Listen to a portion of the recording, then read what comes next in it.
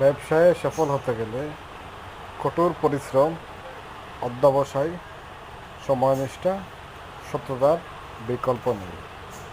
আপনাকে একজন সফল ব্যবসায়ী অবশ্যই সৎ, সময়নিষ্ঠা, পরিশ্রমী হতে হবে।